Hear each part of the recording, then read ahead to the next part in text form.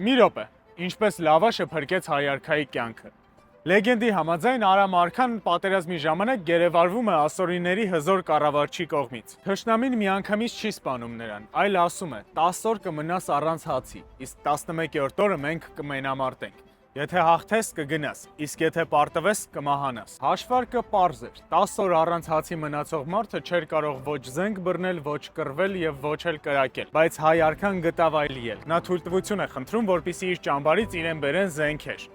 Թշնամին համաձայնում է եւ ուշադրությամբ զննում է ամբողջ զինամթերքը, սակայն չի նկատում ամենակարևորը։ Վահանի մեջ թաքնված էր հայկական լավաշը։ Իդեպ այստեղ կարող էր լինել ձեր լավաշի գովազդը։ Հաջորդ օրը հայ արքան ասաց. այս Վահանը անհարմար է, բերեք ինձ մեկ ուրիշը։ Եվ կրկին նրան Վահանի հետ միասին բերեցին մի կտոր լավաշ։ Թշնամին վստահ էր, որ գերին քաղցած է։ Սակայն 11-րդ օրը նրանց դիմաց կանգնած էր ոչ թե թուլացած մարդ, այլ հզոր մարտիկ։ Ըստ լեգենդի նրանք մրցել են նետաձգության մեջ, ինչից հետո հայ արքան հաղթանակ է տանում եւ ազատ արձակվում, քանի որ խոսք էին տվել։ Հիմիկվա նման չէ՞ էլի, որ ասենք խոսք տան վրից թռնեն բան, բանես չկար։ Ահա թե ինչու լավաշը մեզ համար ուղղակի սնունդ չէ։ Այն փաստում է, որ երկիրը պարտված չէ, քանի ժողովուրդը միասնական է։ 1 րոպեն ավարտվեց, կհանդիպենք։